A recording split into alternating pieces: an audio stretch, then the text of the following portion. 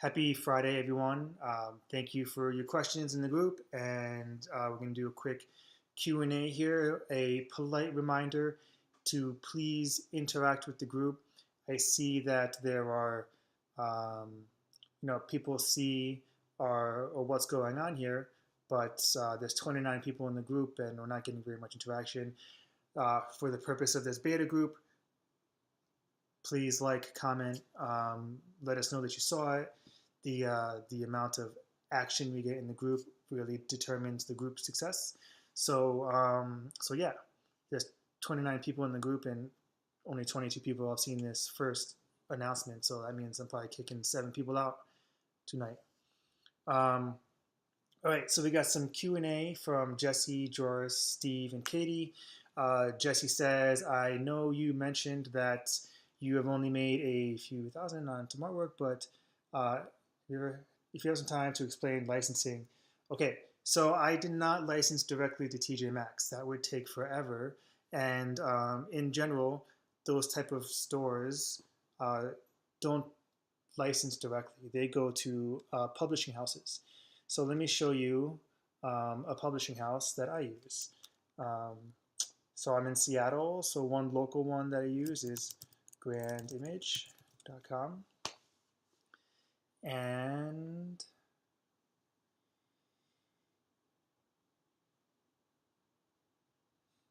okay, well that's loading up.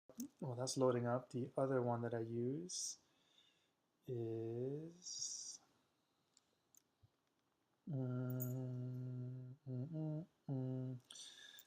artlicensing.com. Okay, so this has a whole fancy gig here, but basically this is a local licensing company that takes my work. I give them my digital image and I give them a license to sell it to other people. Okay, I went to Grand Image. They're the biggest local one in Seattle, and that was my first foray into licensing my work. And it's going okay, but they have a small reach, and I think you'll find it a little difficult to license landscape photography because of how much is out there, and the fact that they need a sort of like a general type of work that is applicable in a lot of ways. So here's art licensing, and what they do is same thing, licensing FAQ. They have it right here. I'm not going to go over it because I'll be here forever. But I develop a relationship with some person over there, my account rep, and then I send them images. I send them full size, 400, 500 gigabyte images through, FTP uploading, and then they have my images and they run with them. And the contract is that they sell them and I get some percentage. And the percentage is pretty small. I get 10%. And if they sub-license, then they only get 10% and I get 10% of what they got. So it's really small, but it's passive and you just don't want to deal with it. So you don't have to deal with it. So let me show you how I manage my licensed images. So this is my photo drive, kind of the broad folders that have everything from places I've gone. So we got Hawaii and Alaska and fake landscapes, yeah, Philippines, Molokai, things like that. Okay, but I also have a folder in here for licensing, and that's not in alphabetical order, so I'm just going to click on that and ABCD licensing. Okay, so these are all my licensing images, and this is just how I manage them. These are all the ones that I have licensed out. Images that I pretty much feel are useless in terms of selling for my personal collection, but there's potentially some value, and I just give them out there, send them out there. Hopefully they make some money for you, for me, and otherwise they're doing nothing but just sitting stagnant. Okay. In general, they want images with space for copy. They want images of recognizable items, recognizable places, I mean. images with a lot of space.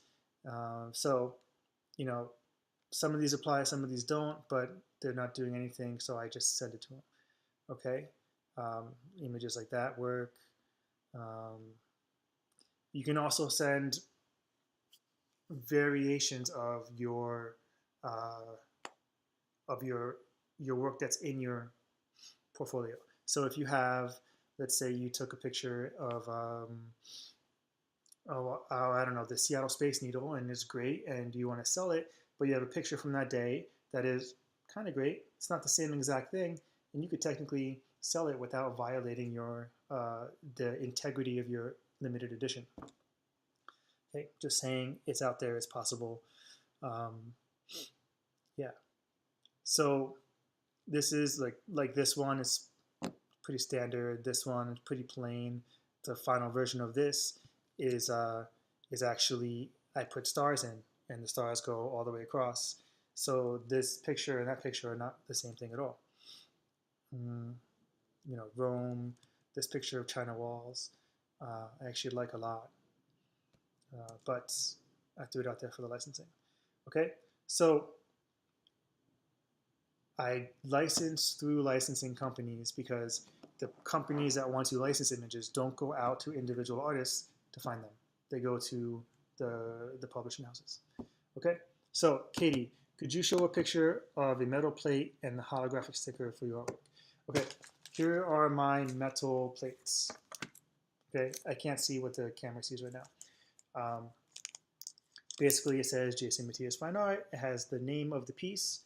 It has the location that I shot it in, the date, and the edition number. And then that edition number will match the certificate for this piece called Her. And it's actually right over there. Okay, I haven't installed this plate yet because I forgot about it. So it would definitely get installed before I ship it, before I send it to someone. Okay, and then this certificate has same thing, April, the name of the title, the format of the piece, that's the edition. This one is 30 by 45. It also has the serial number for the holograph. So this is the hologram. Okay, the serial number is right there on the bottom.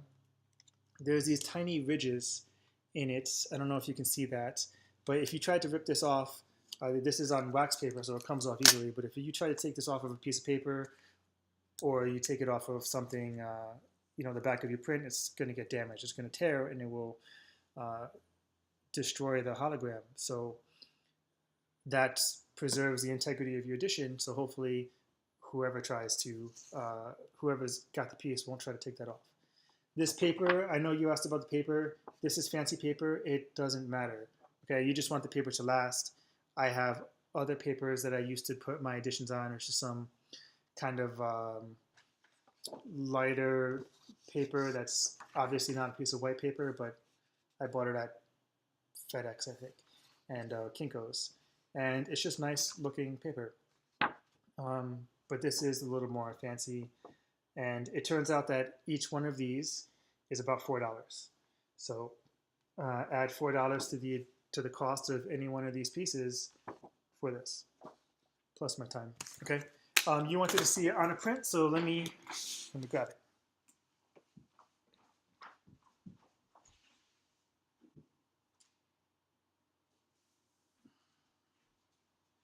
Okay. So this is a piece I call Survivor. Okay. And this is the back of Survivor. It's professionally mounted in here. And right down here, hope you can see that, is the data plate and the hologram. Now this backing is part of the print. This print is mounted to that backing. So I put the hologram on the back of there. If you look at Her, for instance, you won't see the hologram on it because it's on the back of the actual print. So it cannot be removed. The frame can be removed. The frame might get damaged. The frame might, just the owner might want a different frame.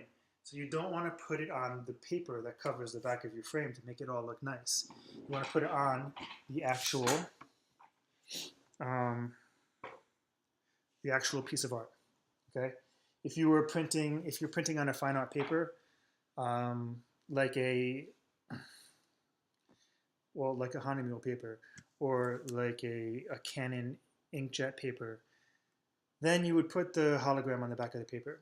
Okay, it won't show through, and it'll stay with the piece of art. All right. So the next question, Joris. Is it Joris or Joris or anyway? Last video on my website, I am showing all the pictures that I think are cool, but they're not happening. I want to give people the opportunity to buy something they like. Oh, this is when Joris said, "Yeah, I heard your advice, but I'm not going to do it." And you know what? It's okay if you only had 3 or 4 pieces on your website, but you don't want to detract from the ability to sell those. And you will be detracting from your ability to sell them if you put them next to pieces that just aren't going to sell. So there's 2 ways you can handle that. I think you could create a fine art section on your website. And honestly, I hate the term fine art, but I'll talk about that later. You can create a collectible section where those 3 pieces are listed and shown. And they look great because they're the ones that really count. And then you could have another album of more of your work. I think that will be a much more effective way to show more of your portfolio, but make a distinction between what you think will really sell and what should be part of your body of work. You can also, you guys were asking me about limited and non-limited or open edition pieces. You could make a limited edition section with those 3 pieces that you mentioned in your comment, and then an open edition for those other pieces on the off chance that someone wants to buy them. Okay, what else do we got? Steve says I'm knowledgeable, which is cool. Do I source home images from my database? Oh yeah, this is why I had my computer open. So what Steve is asking is if I source these images from a certain place. Like these 2 are actually pictures from a customer or collector, whatever you want to call them, from his home, and then this one is from the gallery that I had in Las Vegas, and then these. So these are, I just take them from Google, honestly.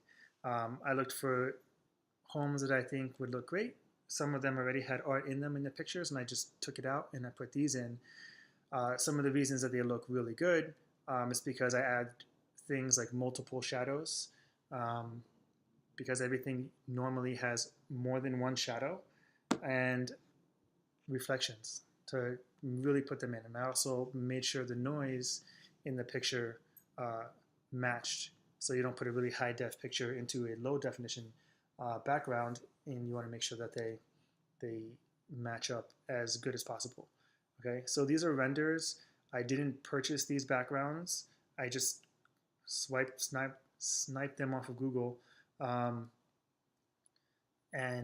in the future, maybe I'll start buying some of these so that I have more rights to the images.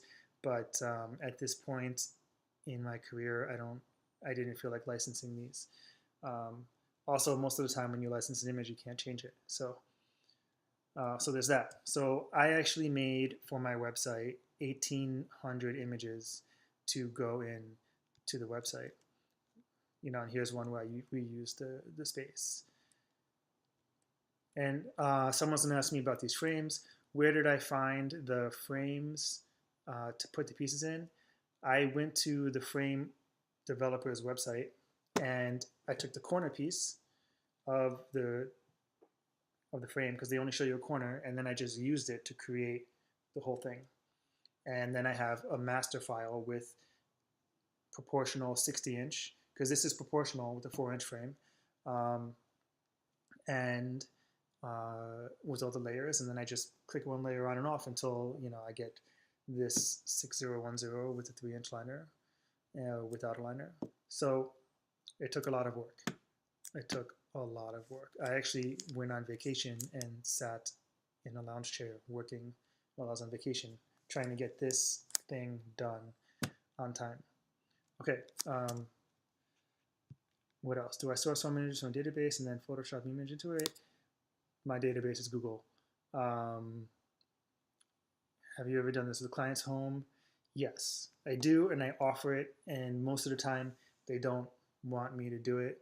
I just say, hey, send me a picture of your living room, and I'll show you what it looks like in there.